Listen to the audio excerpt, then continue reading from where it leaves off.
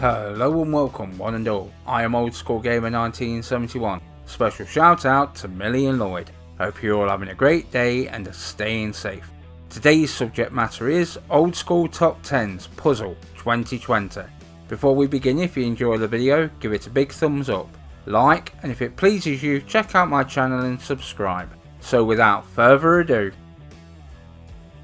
right from my early days of gaming, Tetris and Clacks for the Amstrad CPC 464, I have loved the puzzle genre.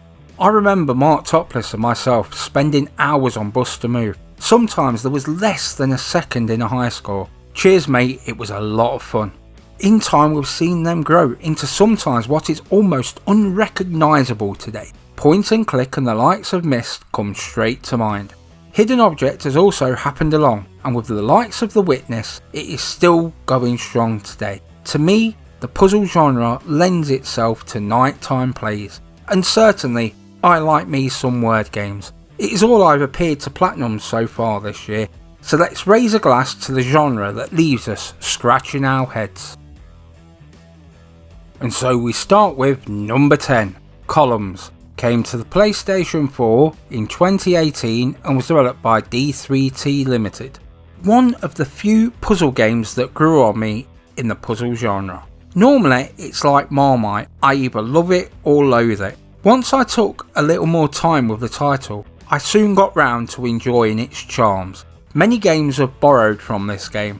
I've played this more on the compilations than the original cartridge. Still, I felt that this earned its way onto this list and is part of puzzle genre history. My number 9, The Bridge, came to the PlayStation 4 in 2015 and was developed by Ty Taylor and Mario Castaneda.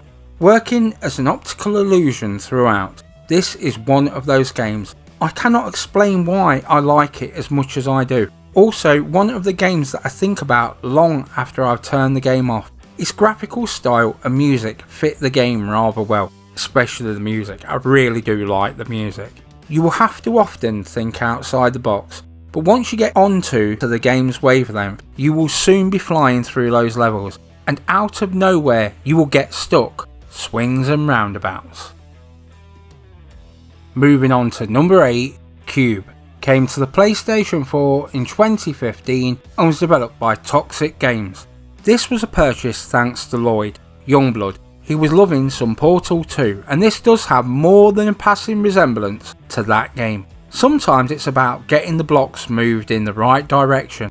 I always recommend getting a good look around your surroundings before sinking your teeth into a level. Keep hoping to see the sequel at the right price. Anyway, back to overthinking the game. Number 7, The Liar Princess and the Blind Prince. Came to the PlayStation 4 in 2019 and was developed by Nippon Ichi Software. This game has a fantastic story, one of love and loss, but underneath all that, it's a pretty damn good puzzle game as well. Millie, Moomin, loves the game and has passed where I am long ago. She is right at the end of the game. The puzzles will leave you scratching your head sometimes. It's cool when a game can do this. The controls are not overly complicated. Sometimes you just have to work it out, and that can take time.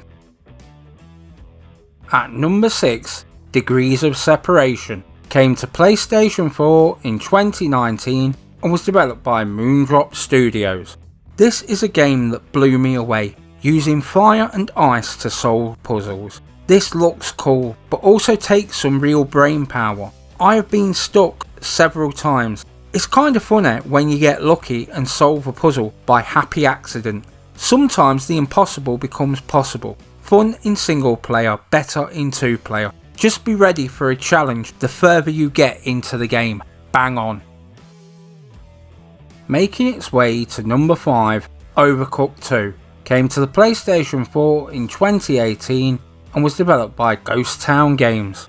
This game is a head scratcher in single player, but it is the multiplayer where it all comes together to be a great game. It's working together as a team, preparing meals and sending them out, washing up. Should not be as fun as this game is. The second game does have an online element. making this a better game than the original, and recently released Moving Out, which its couch co-op is fun but not as fun as this. PS, this too also has couch co-op as well as online. Moving on to number 4, Lumo. Came to the PlayStation 4 in 2016 and was developed by Triple Air Limited. The second I saw this, it took me back to the Amstrad CPC 464 games such as Head Over Heels, Night Law, Alien 8 and Sabrewolf. This is a more advanced version of those games. It looks great and plays great. It's nice to see a spiritual successor to those games.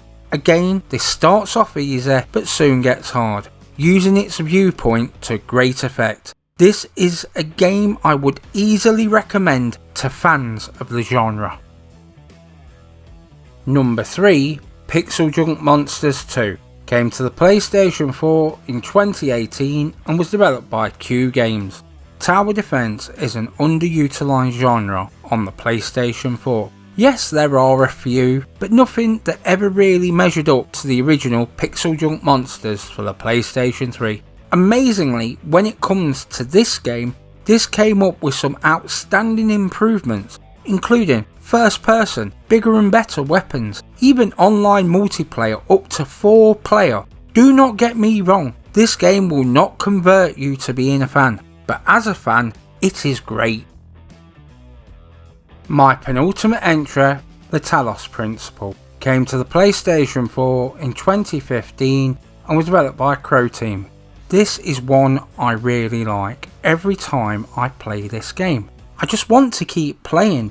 Again, borrowing from the likes of Portal, this just gets so much right. No, it is not perfect and the difficulty soon ramps up, but it irritates you only because you know that it is possible. Then it suddenly becomes clear and so you pass another puzzle. Stylistically impressive, certainly is one that backseat gamers will love to help you out.